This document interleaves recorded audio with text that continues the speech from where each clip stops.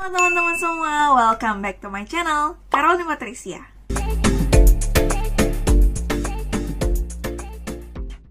Halo teman-teman yang udah stay di channel aku setelah lama banget aku belum pernah bikin lagi nih mengenai study in China. Jadi aku tuh merasa bersalah ya teman-teman, karena di Instagram aku tuh terus ada yang tanya-tanya, yang terus DM Instagram aku gimana gitu. Tapi aku udah lama nggak bikin video tentang kuliah di China dan gimana sih sekarang kondisinya.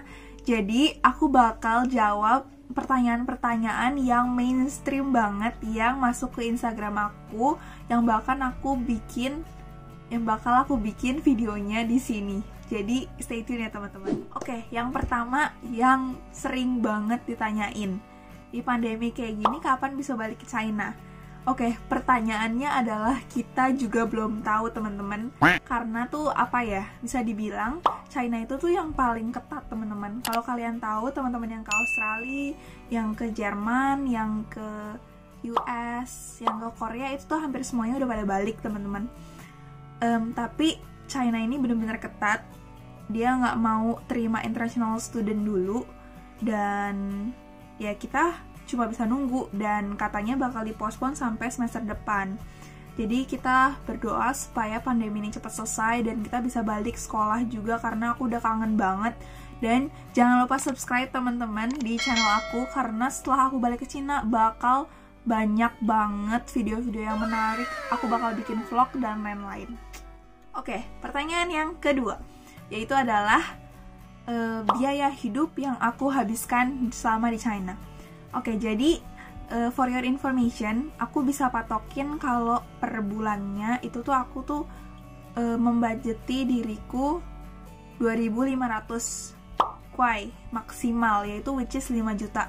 Itu udah termasuk uang makan, udah termasuk uang tinggal, udah termasuk semuanya ya teman-teman. Jadi aku itu sebenarnya bukan orang yang boros-boros banget, dan aku kalau misalnya belanja pun ya, walaupun di Taobao banyak yang murah dan yang bagus, aku belanja itu yang murah-murah doang teman-teman. Ini rahasia, aku belanjanya yang murah-murah doang. Oke, jadi karena aku makan itu nggak terlalu banyak-banyak banget, aku kebanyakan tuh jajan ngemil ya teman-teman. Tapi untuk makan itu aku patokin itu 10 kuai, itu sekitar 20.000. Nah itu karena aku belum tentu makan 3 kali sehari, jadi bisa 2 kali sehari. Jadi aku patokin 10 kuai aja. Jadi kira-kira aku dalam sehari itu menghabiskan 60.000 untuk makan. 60.000 kali 30 hari yaitu 1.800.000. Tapi itu sesuai dengan kalian mau ngebudget kayak gimana. Kalau kalian mau lebih hemat, kalian bisa masak sendiri. Dan bahkan ada temen aku yang kayak masak sekali dalam seminggu atau beberapa hari buat dimakan terus. Itu bener-bener menolong. Terus yang kedua itu adalah dorm. Dorm itu sekitar, kalau kalian tinggal di luar, kamu bisa dapat 800 sampai 1.800 maksimal. Dan aku patokin yaitu 1.200, which is 2.400.000. Lalu yang ketiga itu adalah uang jajan. Kalau uang jajan aku, itu aku bisa patokin yaitu sekitar 500 kuai atau sekitar 1 juta. Jadi total-total itu adalah 4.200.000.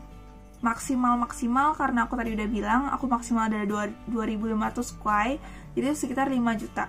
Jadi kalau misalnya ada biaya-biaya ekstra, ya aku pakai dari sana. Yang ketiga adalah suka dukanya kuliah di China.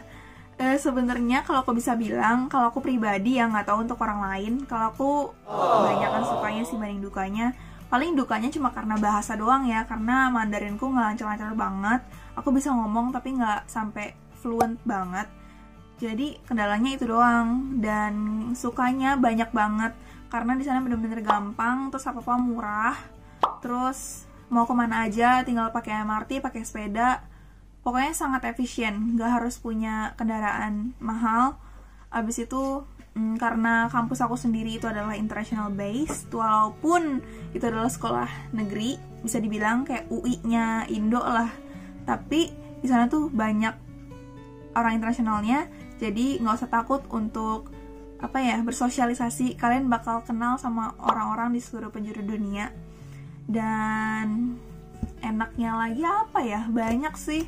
Di sana tuh enak, udaranya enak, pokoknya aku suka. Minusnya sih cuma sedikit lah. Yang keempat, kalau kalian nilainya jelek, bisa nggak dapat beasiswa? Aku dapat sih beberapa pertanyaan seperti itu. Aku bisa bilang sejujurnya, kalau aku pribadi, tahun ke tahun ini, makin lama kuota beasiswanya itu semakin sedikit. Dan semakin lebih ketat. Kalau dulu tuh kayak gampang banget dapat beasiswa, tapi sekarang tuh kayak lebih diperketat gitu teman-teman. Kalau aku pribadi, syarat-syarat beasiswanya itu beda-beda setiap beasiswa. Jadi banyak pilihan beasiswa teman-teman. Dan tergantung juga kamu dari sekolah mana. Itu juga penting banget. Kalau misalnya kamu dapat sekolah yang yang nggak terlalu populer, biasanya kuota beasiswanya itu lebih dikit kalau misalnya kamu ambil yang dari pemerintah punya. Kalau aku pribadi, beasiswa aku kemarin itu untuk dapat partial scholarship itu minimal 75 nilainya. Semuanya harus minimal 75. Kalau kamu dapat yang full, itu bisa dikonsider yaitu 85 ke atas. Dan untuk dapat nilai segitu sih susah-susah gampang ya. Karena dari bahasa, terus habis itu kebetulan jurusan aku juga lumayan berat. Tapi itu tergantung dari kaliannya. Lalu yang kelima adalah, banyak nggak tempat beribadah di sana? Dan juga apakah ada makanan halal? Ini adalah pertanyaan dari mahasiswa-mahasiswa yang pengen ke sana yang beragama muslim. Dan aku mau bilang kalian gak usah takut karena di sana banyak banget kok orang yang beragama muslim, dan teman-temanku juga banyak kok yang beragama muslim dan mereka happy-happy aja karena di sana emang banyak banget makanan halal. Bahkan restoran-restoran halal tuh bener-bener murah terus enak. Jadi kan gak usah takut. Habis itu masjid juga ada, di setiap daerah tuh ada. Tapi mungkin kalau tempat kuliah kamu terlalu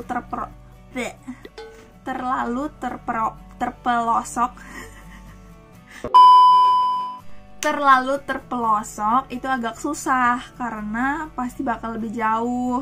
Kalau di universitas aku itu, kalau kan universitas aku tuh yang kayak ada 2 universitas, yang baru sama yang lama. Kalau yang baru itu yang lebih terpelosok karena itu khusus science. Jadinya kayak dia lebih mau mengkonsentrasikan anak-anak yang science gitu. Jadi di sana tempat ibadahnya agak susah. Tapi kalau kamu ada di universitas lama, kamu tuh ada di sentral kota, jadi itu bener-bener kemana-mana gampang dan semuanya ada. Jadi itu dia 5 pertanyaan yang aku kumpulin tentang macam-macam ya teman-teman. Kalau kalian ada pertanyaan lagi, kalian bisa tulis di bawah sini, di komentar di bawah, atau kalian bisa DM ke aku, atau kalian juga bisa DM ke PPIT Tianjin langsung, karena aku kan di distriknya di Tianjin ya teman-teman. Jadi PPIT itu adalah organisasi yang menampung pelajar-pelajar Indonesia yang bersekolah di Tianjin, dan di setiap daerah di Tiongkok itu juga ada. Jadi kalian gak usah takut, kalian bisa cek di sini nih di PPIT Tianjin, atau bisa langsung personal DM aku di sini. Jadi see you kalau misalnya kalian mau ke Tianjin, jangan lupa kontak aku.